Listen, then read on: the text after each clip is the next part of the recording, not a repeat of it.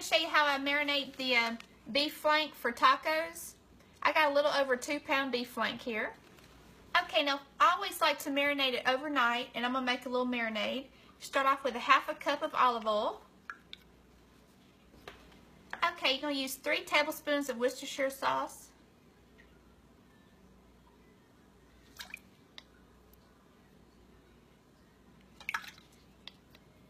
Okay, I like to use the juice from 2 limes.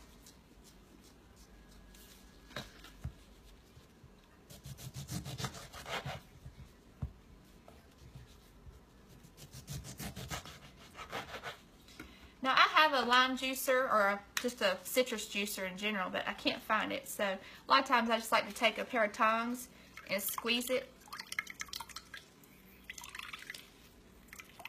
It works pretty good. Sometimes better than a juicer. Alright, I'm going to go ahead and squeeze the juice out of the rest of these. Okay, you want about 3 or 4 cloves of garlic. I'm just going to use the squeezed garlic. Just add as much as you like. Okay, on the spices, it's real simple. It's just a tablespoon of sugar, a tablespoon of chili powder, a tablespoon of cumin, a teaspoon of salt, and then a 1/2 teaspoon of black pepper, and a 1/2 teaspoon of red pepper flakes. And I'm just going to whisk everything together.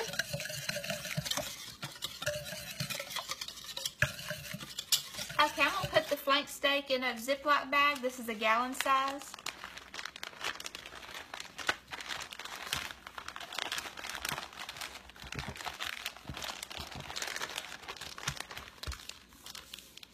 And I'm just going to go ahead and pour the mixture in there.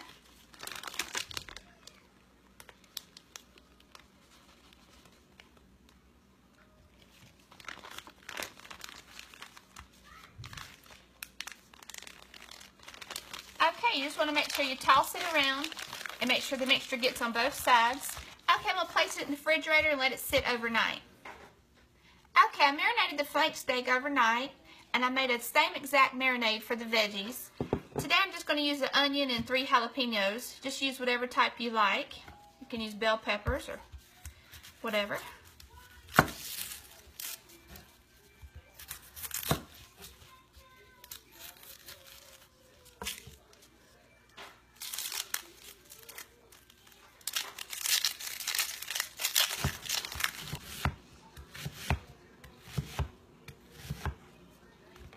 You can just slice them however you like. We're just going to use our gas grill today. We have an Oklahoma Joe. We love to use charcoal, pellet grill, smokers.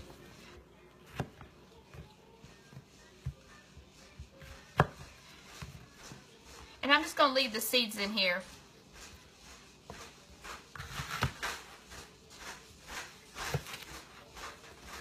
Okay, I'm just going to break up the onions just to make sure everything gets coated well. Okay, now in this marinade, I'm going to add some of the Weber, the garlic habanero, the scorching hot seasoning. I'm going to add some of that to it. And I'm just going to pour it over the veggies, and I'm just going to put them in the refrigerator until we're ready to grill. You just want to sit for a couple hours, and I'll toss them a couple times throughout the couple hours.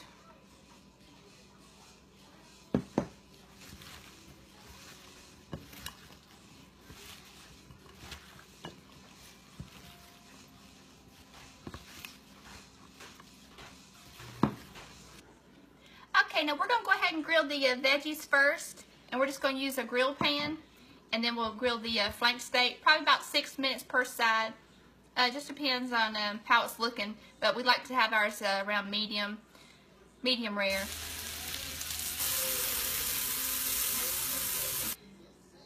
Okay, the veggies and the steak have been grilled, and I'm going to let it rest for a few minutes before I slice into it.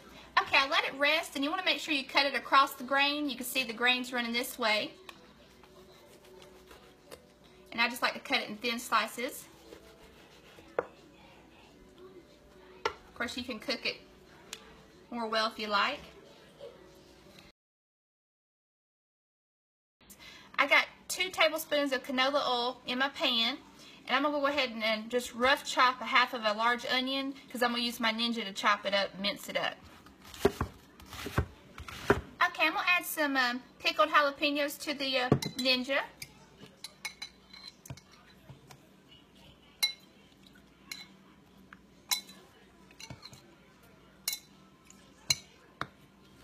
Okay, I'm just going to place the lid on it. And I'm going to pulse it several times until it's chopped up nicely.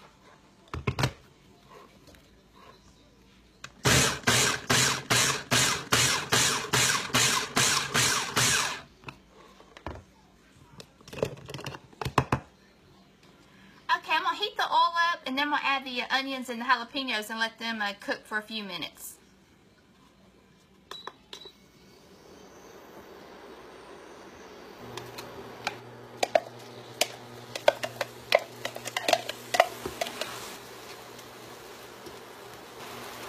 Okay, I'm going to add 2 cups of long grain rice.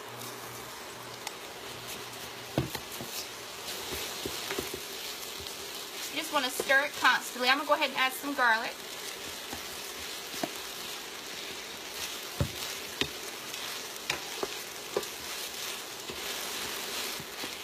Okay, I'm going to add 2 cans of fire roasted tomatoes. You can use a Rotel if you like.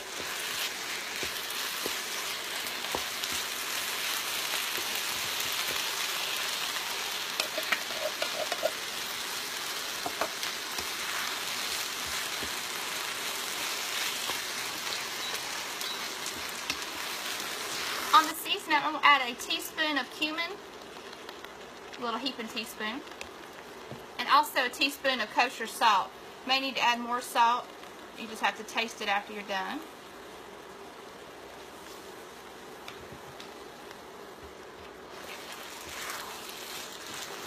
Okay, after you cook it for several minutes with the tomatoes, you want to add 2 cups of low sodium chicken broth.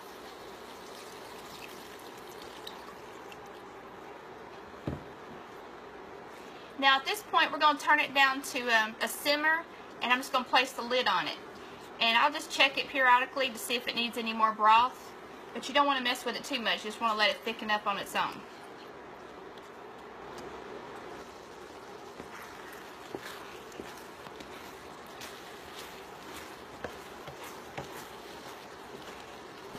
Okay, it's thickening up real nice. But the rice needs to cook a little bit longer, so I'm going to add just a little bit more chicken broth.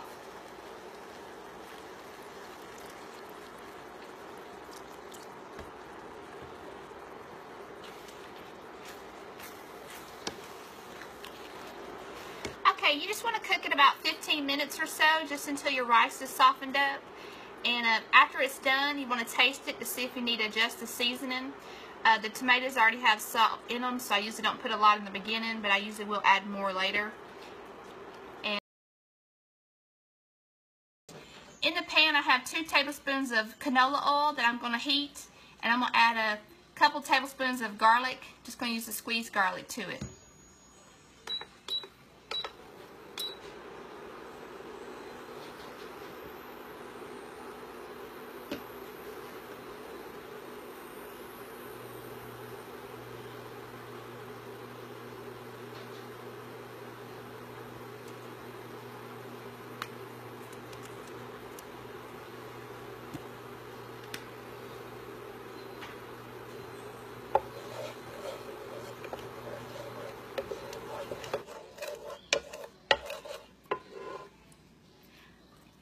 I have 2 cans of pinto beans that I've drained and placed in my Ninja. Now you can use a potato masher and mash it up in the pan, but I just like to do it this way. You don't want it too mushed up, but just enough to where it's easy to mix. That's a little thick, so I'm going to go ahead and do it a couple more times. Okay, I'm going to go ahead and turn the heat back on the pan here.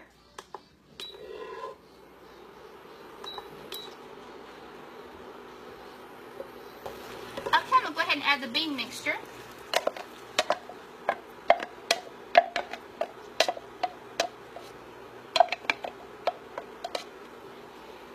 And like I said, you can chop it as fine as you like. It's fine if there's a few beans in there that are whole or halfing, but you can keep blending it if you want it really fine, like the kind you get in a can.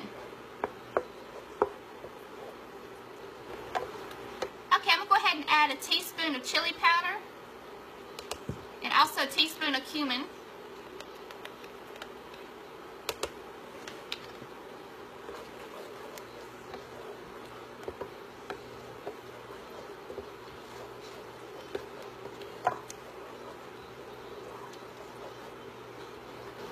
Okay, just want to add a little salt to taste. I'm going to add just a little bit now, and then I may add some later. I'm just using kosher salt.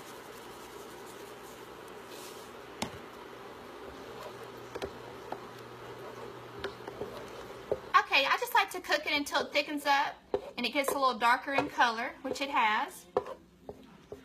I'm going to go ahead and take the juice of one lime and squeeze in there. That's just optional. Okay, now you can leave the lime juice out if you like. I just like the flavor of it. Now, when it gets time to serve it, I'm going to grate some Monterey Jack cheese and put on top of it.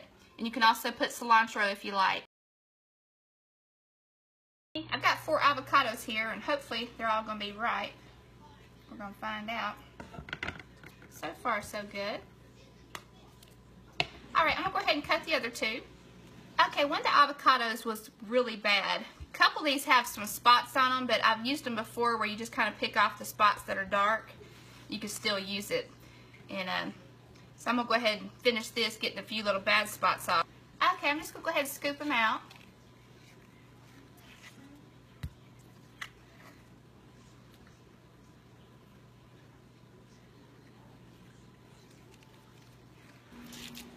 I'm just going to use a potato masher just to mash them up a little bit.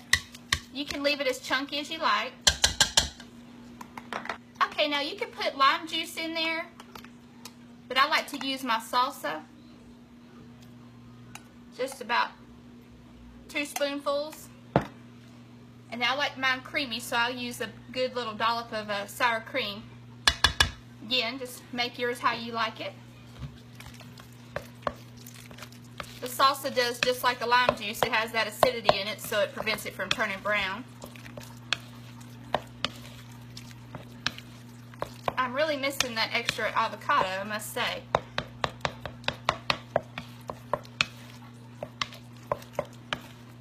Okay, I'm going to go ahead and add some salt and pepper.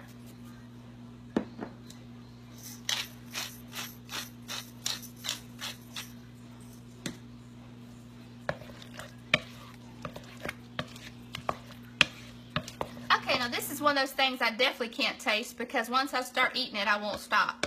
It's one of my most favorite foods. So I'm going to go ahead and put some in the bowl here.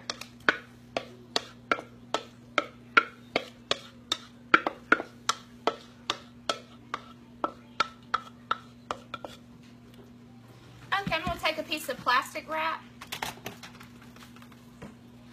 You just want to kind of push it down so there's no air that gets to it. And I'm going to place it in the refrigerator until we're ready to eat.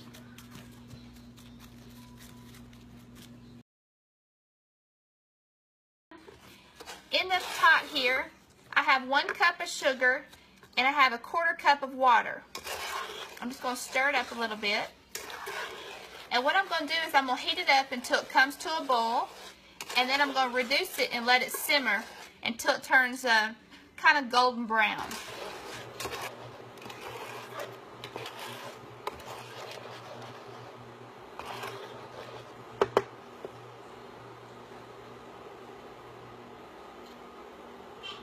Okay, I turned it down to medium, and I'm just going to let it sit without stirring it until it deepens up in color. Okay, now it takes about 10 or 15 minutes to get it to the browning stage, and it's almost there. You don't want to let it burn, but you don't want it too pale also. So I'm going to probably give another minute and go ahead and take it off. Okay, now it has a nice color to it. Like I say, you don't want to let it get too dark because then it'll just be burnt sugar.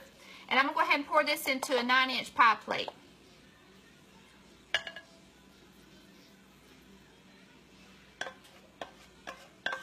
Okay, now I'm going to take the pie plate and I'm going to place it into a pan. You just want to have a large enough pan so you can pour water around it because we're going to cook it in a water bath.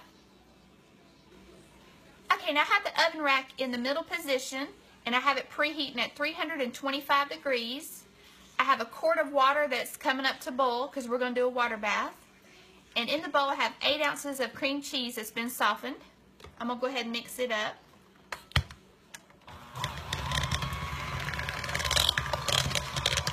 Okay, now to this you're going to add 4 eggs.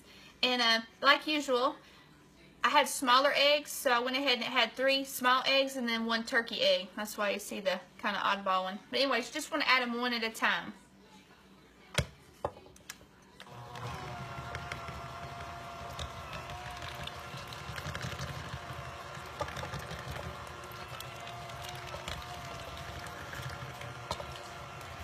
Okay, and you're going to add a 12 ounce of evaporated milk.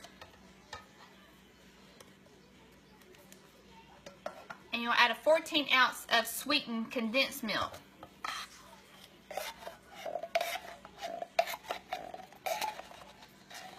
Okay, and the last ingredients, you want to add a teaspoon of vanilla. And I usually like to buy the clear vanilla. I'm just going to blend everything till combined.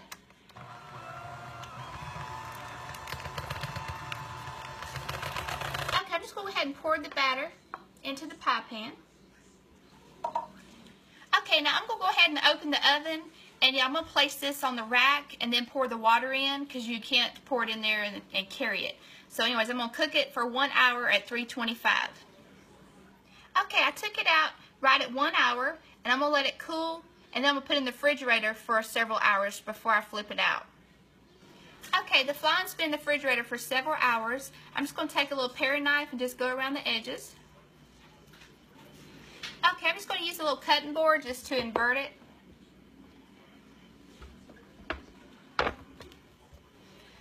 Okay, here's the scary part.